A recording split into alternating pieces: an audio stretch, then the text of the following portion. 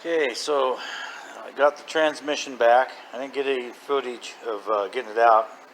Um, I don't know. I guess I didn't want to share the struggle. I don't know. Anyway, so got this tranny back.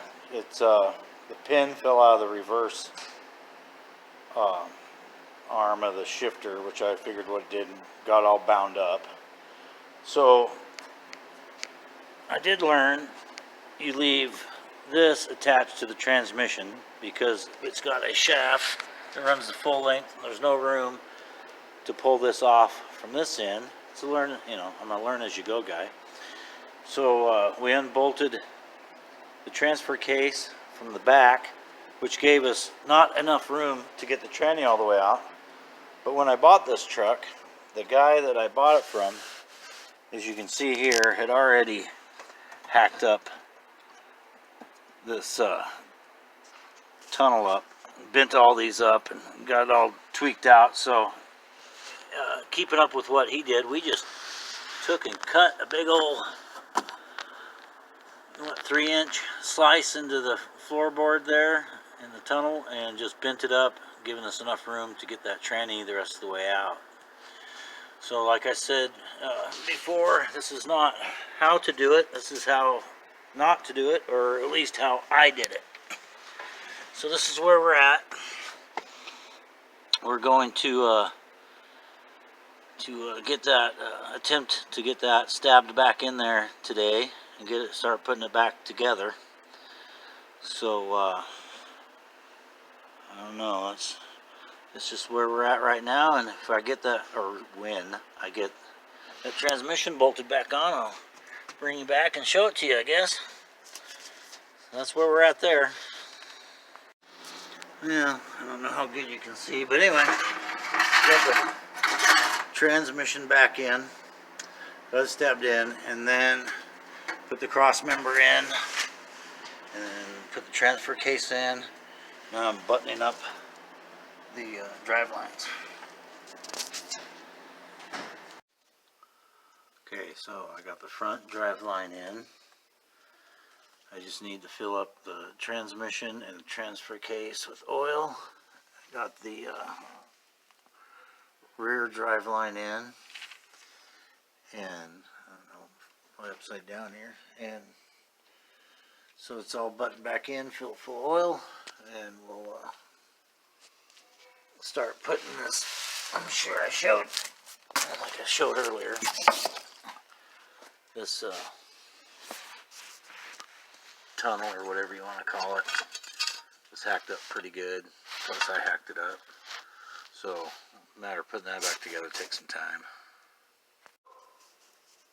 Okay, so to refill the transmission transfer case back full of 90 weight for the transmission and 30 weight motor oil for the transfer case, I bought these two pumps thinking this would make life a lot easier. So I'll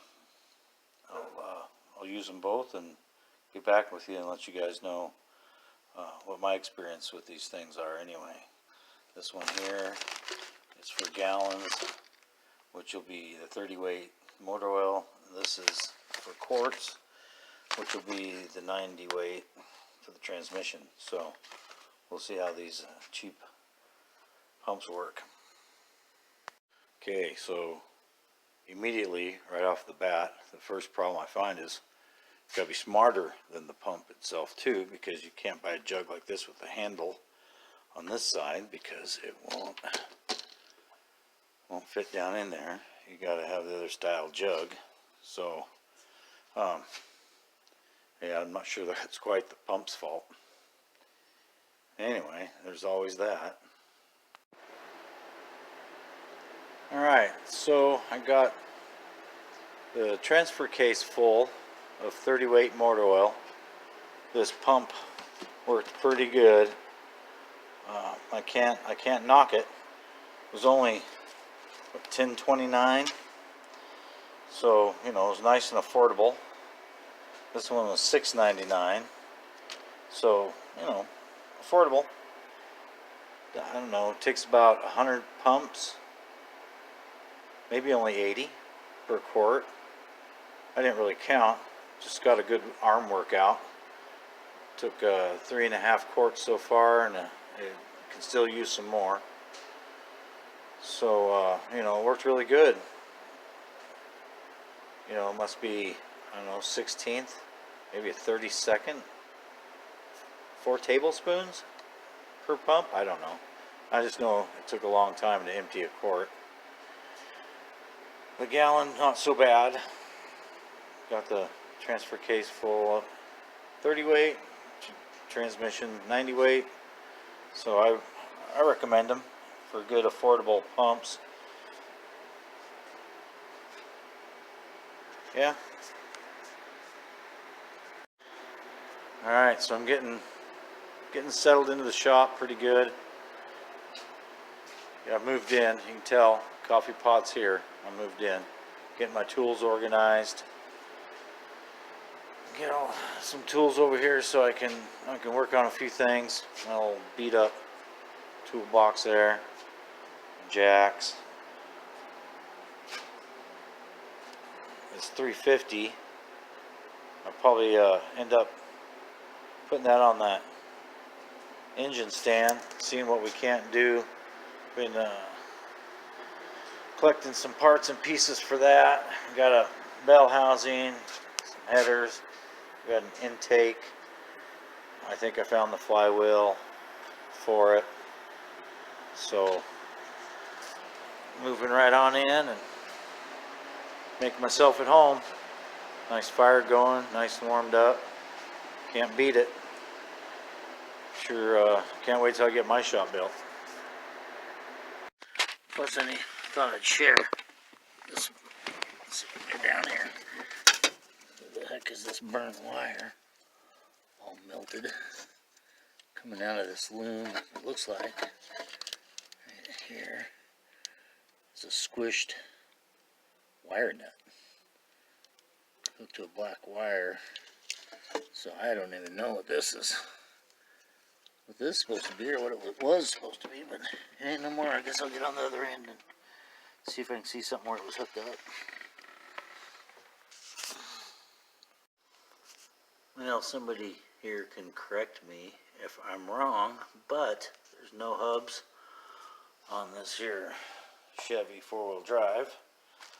So if the transfer case is in neutral, then it means that there's no hubs.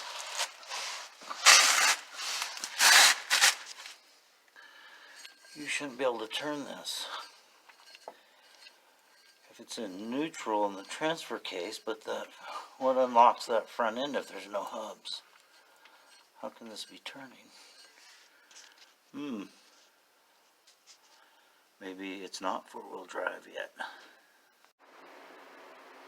Alright, as far as this truck goes, we got it all back together. You're not gonna be able to do it the way I did it, because when I got this truck, it was all chopped up, big old pieces, you know, chopped out of here by the previous owner. Like I showed you before, I chopped this so I could get the transmission out. Got it all back together and went to fire it up, and it started up, died. So it's not getting fuel for some reason. So I just assume, we'll see if that costs me. Assuming usually does cost me, but we'll see if it's the fuel pump. That's the only thing I can guess anyway. So started to pull the bolts out of the bed.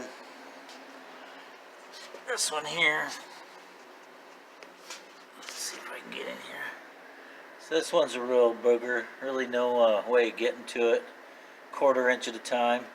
I got the other two out. I got the one up there, and then the one back here. Back over here is out. I think there's only 3 per side. So it was either drop the tank or jack up the bed. It seemed like it was easier to jack up the bed. 6 bolts. I watched a YouTube video, somebody else doing it, so heck, you know, if they can do it, so can I. So I'm going to jack up the bed, unhook the filler neck already. Got to loosen the ones up on the other side here, just enough so I don't bend the heck out of stuff when I jack this up, so I can get to that gas tank.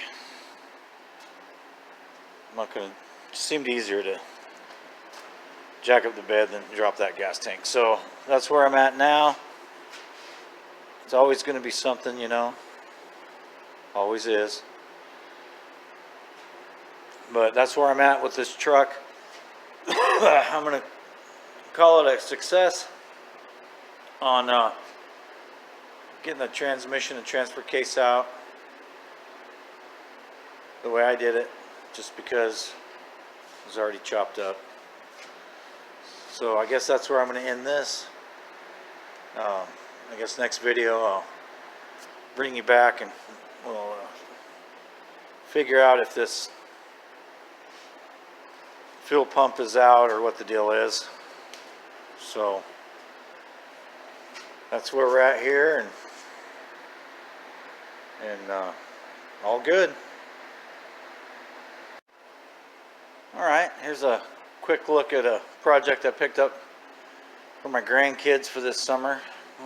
Cheap go-kart. I don't know how cheap it's going to be by the time I buy a bunch of parts for it or whatever, who knows. Got a hole in the gas tank and there's no pull start on it. Turns over, feels like it's got some compression, but hard to say. It's kind of like bought as is. It wasn't too expensive, like I said, but we'll see by the time I'm done buying parts and stuff, get it running for them, how much it's going to cost me. But there's an up and coming project anyway.